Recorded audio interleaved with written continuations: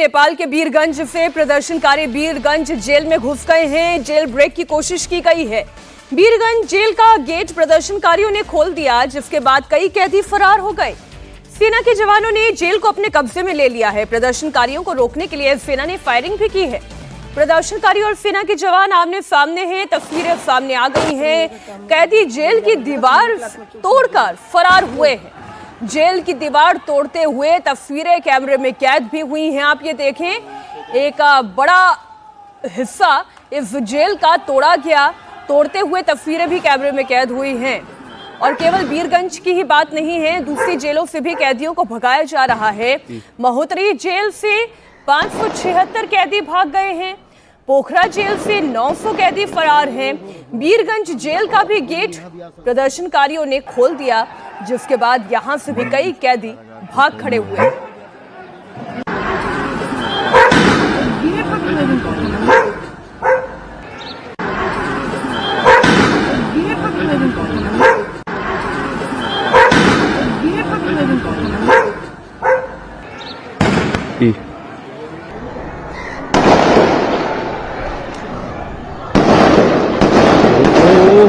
होने सामने गोली यहाँ भी आ सकता है।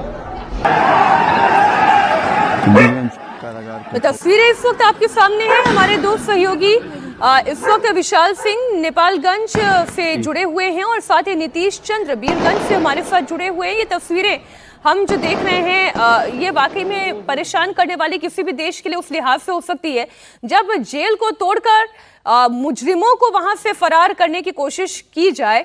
तो इसमें केवल युवा नहीं शामिल हो सकते, इसमें बहुत सारे अराजक तत्व भी हो सकते हैं। नीतीश। जी हाँ, बिल्कुल। वीरगंज जेल को भी आज सुबह तोड़ने की कोशिश की गई, जेल ब्रेक की कोशिश की गई है। और दरअसल कल जिस तरह से ललितपुर में जो पूर्व डिप्टी पीएम रह चुके हैं रवि लमीना पाछे, वो जब जेल से बाहर आए उनको रिहा करवा लिया गया। 4 जेलों में ये घटना अब तक हो चुकी है और सुबह 5वीं जेल ब्रेक की कोशिश हुई है वीरगंज में। तो कई दूसरी जेलों से खबरें आई जेल ब्रेक की और आज वीरगंज जेल में भी वहां से कैदियों ने भागने की कोशिश की। लेकिन सुबह से जिस तरह से नेपाली आर्मी ने मोर्चा संभाल रखा है, नेपाली सेना वहां पहुंच गई, जेल को चारों तरफ से घेर लिया। नेपाली आर्मी ने वहां फायरिंग भी की है। 3 कैदियों को वहां गोली भी लगी है, उनको तुरंत अस्पताल ले जाया गया है। लेकिन वो तस्वीरें सामने आई हैं जिसमें पता चल रहा है कि किस तरह के हालात हैं। जेल को अंदर से दीवार को तोड़ने की कोशिश की गई है और कैदियों की यह कोशिश थी कि वो इसी बहाने यहां से निकल जाएं, क्योंकि कई दूसरी जगहों पर 4 जगहों पर जेल ब्रेक की कोशिश हो गई है। 3000 कैदी अब तक जेल से भाग चुके हैं। तो नेपाल में हालात बिल्कुल बेकाबू हैं और जिस तरह से लोगों का प्रदर्शन कल सड़कों पर था, नेपाली सेना ने मोर्चा अब संभाल लिया है। कर्फ्यू जारी है, लगातार लोगों से अपील की जा रही है कि वो अपने घरों में रहें। संभाल लेने के बाद चीजें बिल्कुल पटरी पर आ जाएंगी, लेकिन अभी पूरी तरीके से ये होता हुआ दिखाई तो नहीं दे रहा है। नेपालगंज की क्या स्थिति, वहां से आपको क्या जानकारियां मिल पा रही हैं विशाल?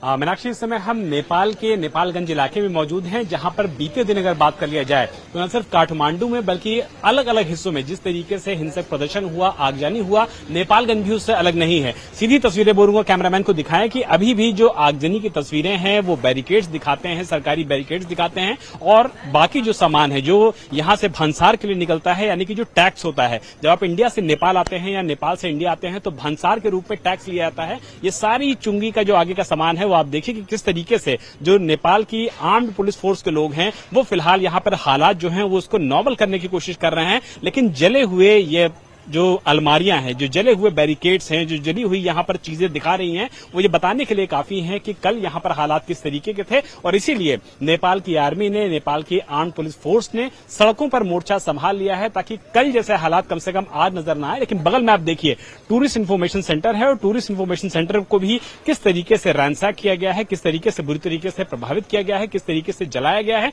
और जो डिजिटली जानकारी कोई भी लोग यहां पर जब इंडिया से नेपाल की तरफ आते हैं तो जो डिजिटल जानकारी उनको दी जाती है, ये देखिए किस तरीके से ये विजुअल्स यहां पर हैं। और जो डिजिटल इन्फॉर्मेशन लोगों को दी जाती थी, टूरिस्ट को दी जाती थी, वो फिलहाल यहाँ पर पूरी तरीके से धती हुई बता रही है। और बड़ी बड़ी जो कुर्सियां देखिए, मेज देखिए, जो बहुत ज्यादा मजबूत होती है। विशाल, आप बने रहे हमारे साथ। इस बीच एक बड़ी खबर आ रही है, नेपाल के वीरगंज में सेना ने अपील की है, दोपहर 3 बजे घरों के अंदर रहने की अपील की। इस वक्त की बड़ी खबर आपको बता दें, लगातार सेना मोर्चा संभालते हुए और अब एक जो लाउड स्पीकर से अपील की जा रही है, घरों के अंदर ही रहने की अपील की जा रही है। आप सुने जरा। यो चोकमा जम्मा हुने 2-3 जना यो हामीलाई सहयोग गरिदिनु होला। अर्को लागिसकेको छ है, अहिलेदेखि दिउँसोको 3 बजेसम्मको लागि म सबैलाई अनुरोध गर्छु, सबैजना दाजुभाइ दिदीबहिनीहरू कृपया आफ्नो घरभित्र गइदिनु होला। यो चोकमा जम्मा हुने यो हामीलाई सहयोग गरिदिनु होला। अर्को लागिसकेको छ है, अहिलेदेखि दिउँसोको 3 बजेसम्म